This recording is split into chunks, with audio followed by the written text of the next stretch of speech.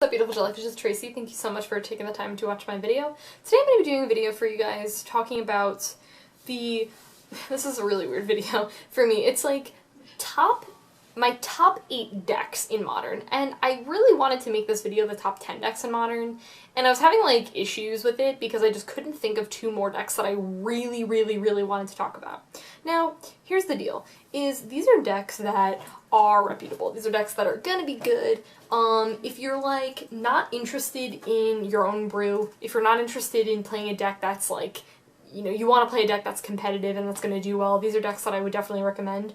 However, when I say that, don't assume that just because you're building one of these decks, it means that you can't make the deck your own. That's a huge thing. Like, I have Grixis Control right now. The deck list is based on other people's lists, but it's my own build. It's my own, like, what I'm doing with the deck. And, again, this is just my take on what I think top Modern decks are right now, because this is a really weird question where Modern is at a spot right now where, like, there's really no, like, clear, like, best deck. I actually did a whole video talking about, like, the problem with the best decks in Modern, and I just think that everyone's sideboards are just so, like, good against, like, so many different things, so it's just kind of like, I don't know.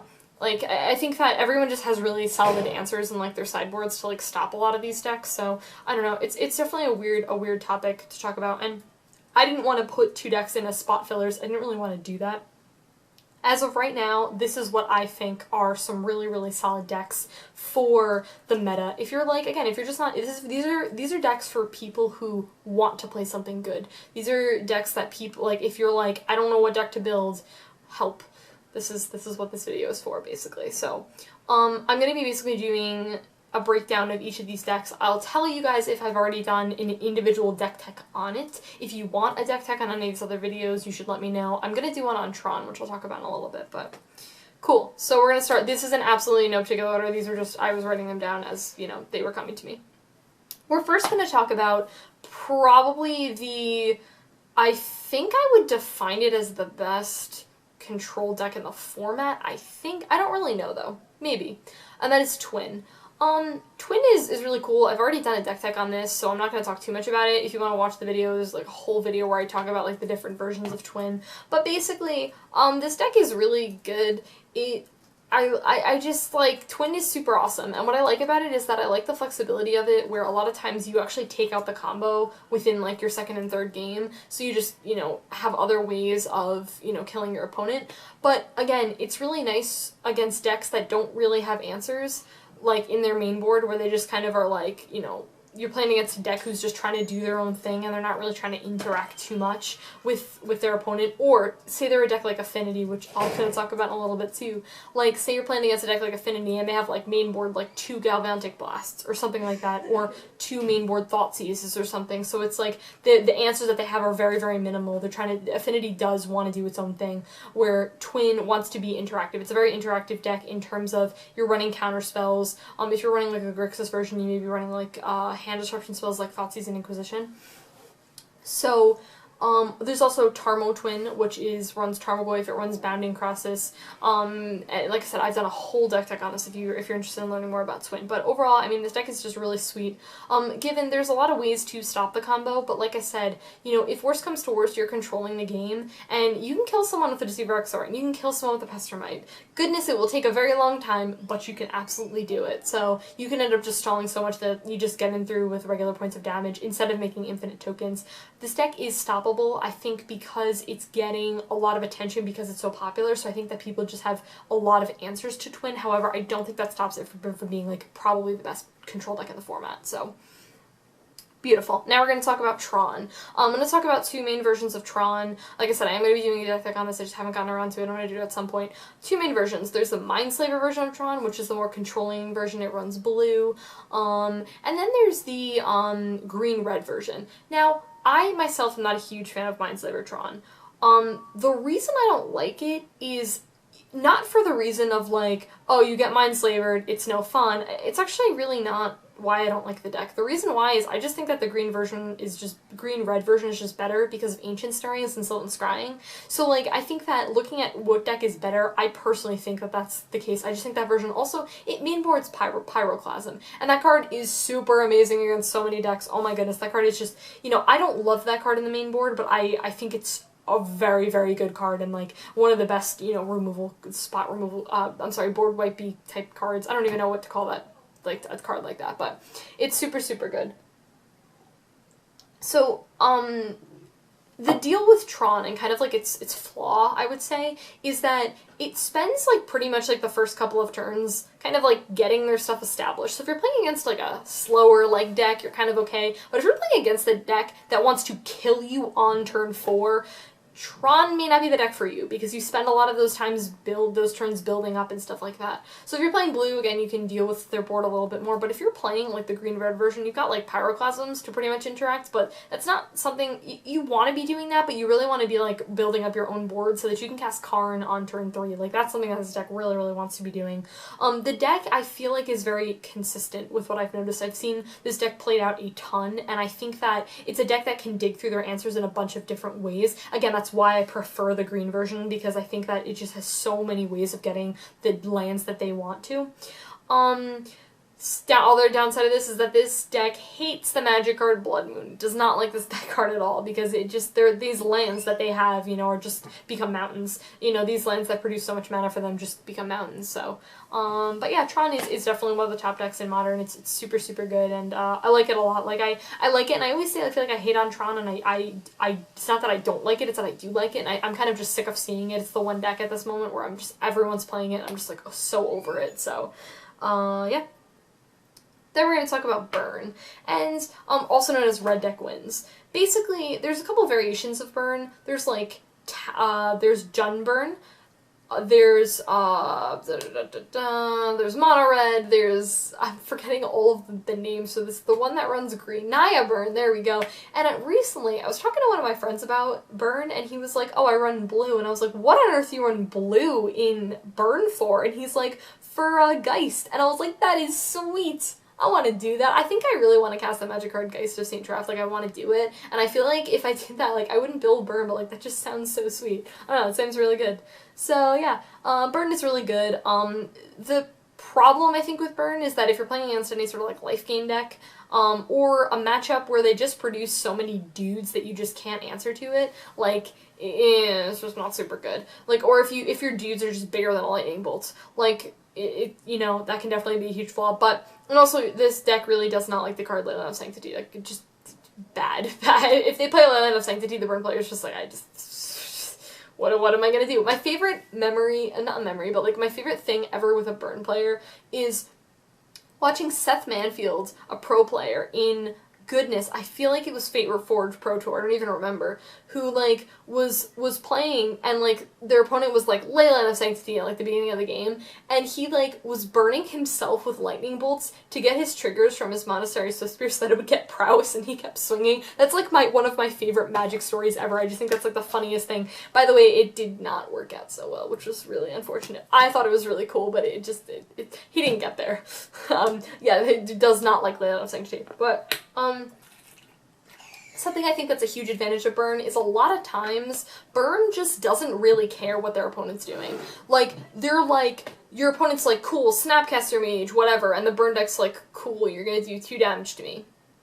Sounds good. I don't care about it. I'm just gonna either Lightning Bolt it, I'm gonna Electrolyze it, I'm gonna kill it, or I'm just gonna go for your face, basically, and do points of damage that way. So, again, I think that that's really cool, that it can deal with that. For decks that you can't really burn their creatures, like, when I was playing Bloom Titan, I had a fantastic burn matchup, and one of the reasons why is because Primeval Titan is a 6/6, and burn decks don't really like anything in the format that costs, like, their toughness is more than 3 because they can't lightning bolt it. So, that's why I really like the Jeskai version, the Jeskai version and the, Naya version, because it runs not only a Tarkus command, but also Path to Exile, so it gets rid of those creatures that you can't deal with, you can't lightning bolt it, or you have to double lightning bolt it, and let's be real here, no one wants to do that, unless it's to the player's face. So, yeah, Burn is super, super sweet. now we're going to talk about a deck that I absolutely love in this format, and that is Affinity. Like, before I decided to build Grixis Control, I was thinking about Affinity just because this deck is super sweet. I've done an entire deck on this video talking all about this deck in depth, so I'm not going to talk too much about it here, but I love Affinity. Affinity is like doing its own thing. Affinity wants to kill you on turn 4. Again, if you're playing like against a slower deck or whatever, you know, they're doing their whole thing. They're trying to set up. You are like, no, I gotta, you know, kill them before turn 4, basically. So here's the deal with this deck, is Affinity has a bunch of different win conditions, which I really, really like. You have the one route, which is like the Arcbound Ravager / Edge Champion / Cranial Plating route, where you're like, I'm gonna have a really, really big dude, I'm gonna sack all my artifacts to it, and make deck tries to basically have this one big dude and then swing at your opponent. Or the deck can go wide and be like, Signal Pest, Ornithopter, Memnite, go! So like, that's one way. Or you can do one of my favorite ways, which is the Infect route. Now, this way is super, super sweet because, like, you're playing against, like, a deck where they're like, I'm gonna gain so much life, and you're like, guess what? I don't really care about your life total because I'm gonna kill you with Infect. So I really like the flexibility in the deck. I think it's really, really good. The thing with this deck, though, that I think is a problem with it is that if you get to the late game, your late game is super not good. Like, if they're like, I'm just gonna, like, get to, like, turn 6, like, you're probably not in a good spot because your late game is not very good. It also, like I said, it dumps their hand a lot, so, like, if you're, like, turn, like, 3, they have, like, no cards in their hand, the chance of you drawing something relevant at that point is, like, not really great. So you definitely want to, you know, it's a deck that wants to win on turn 4. Like, that is what the deck wants to do. It's not really a deck like Twin, where Twin can kind of, like, drag that out. Like, Twin can kill you on turn 4, but it doesn't need to because it can keep the game going and still control things. But, like, a deck like Affinity is not good past the late game, and that's definitely, I think, a flaw in the deck. However, it doesn't stop it from being one of the best modern decks. It's so good. If you're playing against a deck that doesn't have answers, like, they don't have, like, removal or hand disruption or anything like that, you're probably going to be in a good spot because this deck is super good. It's also not super, like, it's weird. Like, the deck is not that good against, like, Creeping Coercion and Vandal Blast because they can just get rid of all your artifacts. Alright, cool. Now we're going to talk about Jund. Now, Jund is really, really good. I'm going to talk about Abzan a little bit too, and the decks are very similar, I think. Jund has just a lot of, like, really good value creatures. It's got really good card advantage with Dark Confidant. It runs just sweet things like Scavenging Ooze and Tarmogoyf, which are really good cards that you want to be casting in Modern. And the removal is just, like, on point. The removal is just... That and Abzan, like I said, they're very similar to me. Like, it's running Abrupt Decays, it's running Liliana the Veil, like, it's, you know, it's just super, super good things that, and it's got Disruption, it's got, like, the Inquisition, it's got the Thoughtseizes, it's got Culligan's Command, Lightning Bolts, like, absolutely amazing cards that you want to be casting in this format. So, it's just... I like Jund a lot. I like it. I don't know if I'd ever build it, but I like it. I think that it's really good. It's got a really nice amount of removal. And now we're going to talk about a deck that I am slightly biased towards, I guess. And that is Grixis Control. And I'm biased because I'm building this deck. What was that? I know some people are shouting. I have no idea. Why are you shouting? What? Can you please tell me why people are being noisy? No. I don't care that it's finals week. Be quiet. Get really upset about these things. Okay, so Grixis Control. Grixis Control is really, really sweet. I like it because it has a really...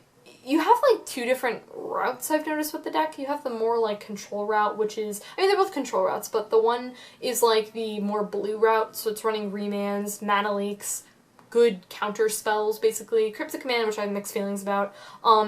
It's running those cards. Then you have kind of like the more like hand disruption type route, which is running like Inquisition and Thoughtseize and things like that. Both of them are good. I'm doing the more hand disruption route, which because it's just what I feel more comfortable with, but I like both of them.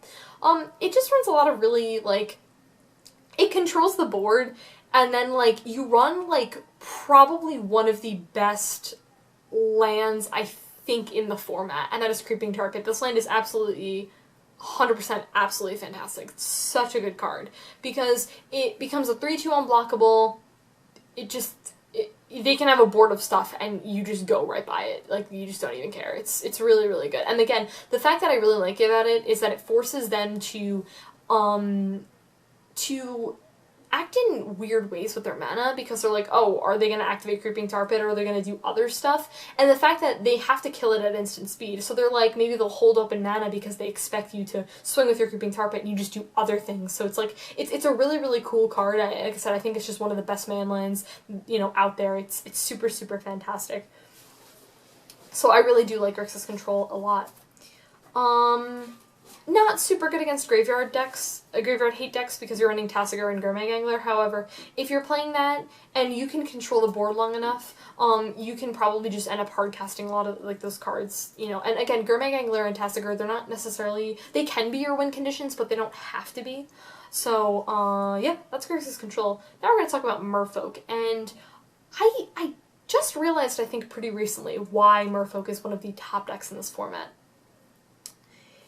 It's like, first off, Vapor Snag is super fantastic. Like, Vapor Snag is such a weird card that it's like, it's not used in anything other than Merfolk, and I'm kind of like, why don't other blue decks run it? I think it's because they just have access to, like, different things, and like, I don't know, but it's such a really good card, because it's like, it's really good against, like, Primeval Titan, because they're like, turn 2 Titan, and you're like, cool, Vapor Snag it. And it's like, they just wasted all their mana and all their stuff in their Summer Bloom or whatever, and then you just bounce it back to their hand, and they lose a life from it, which can be really relevant. So the deck is really sweet. Aether Vial is just absolutely fantastic because you're like end of turn Lord of Atlantis or like whatever, and your teams gets +1/+1, or you have a blocker that you Aether Vial in, and it's just, people just don't really have like, it's like, what are they gonna do about it? And it's like, you know, it makes attacking for them really, really weird, because they're like, cool, if I attack, like, what are they gonna vial in?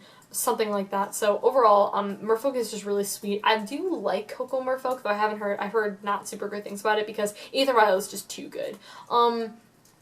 A lot of times too, what's really good about this deck is that you run so many dudes that buff your team. So like, a lot of times, like, a card like Pyroclasm and Anger of the Gods is actually just not even good enough. You have to like just go for like straight, like a straight board wipe, like Damnation or something like that, because a lot of times they play Anger of the Gods, your team is just too big. Just can't even deal with that. So it makes like cards like that, like Pyroclasm and Anger of the Gods, two really key cards in a lot of people's sideboards. It makes them a lot of times completely useless. So that's really cool.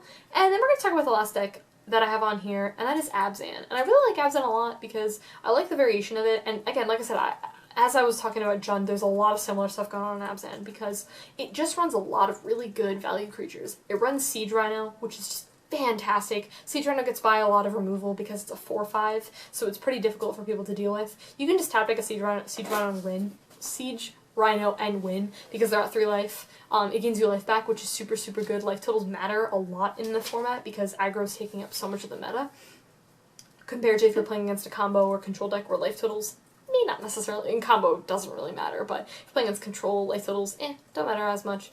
But yeah, Abzan's just really good. Like I said, it runs a lot of really awesome creatures. Runs things like Tarmogoyf, Scavenging Ooze, potentially, Kitchen Finks. Just really, really awesome creatures. And again, the removal is just so on point. Like, you're running Abrupt Decay, Path to Exile, like, just really, really fantastic cards. So, yeah. Yeah, guys, that was it. Those are my, like, top 8 decks, that I have at this current moment that I would classify as some of the, like, best decks if you're, like, completely lost on what deck to play. Definitely check out some of these and do your own research and like look at a lot of people's deck lists and stuff like that and kind of see, like, you know, I'm not a huge fan of going off of someone's list. I like to, you know, get inspired by people's lists more than anything and kind of like do my own build. But yeah, and like I may in the future like talk about potentially like other decks, but like I said, these were like, to me, these were like top of the line, and like I said, I didn't really want to talk about any just to fill up, you know, the 10 slot. I didn't really want to do that. So yeah guys, these will all be you know, the link MTG top 8 will be listed down below. I don't remember if I mentioned at the beginning of this video, but if you want to check out like top 8 decks that, you know, these decks have done really well in places and stuff like that. But other than that, I'll talk to you guys later, and thanks so much for watching. Bye.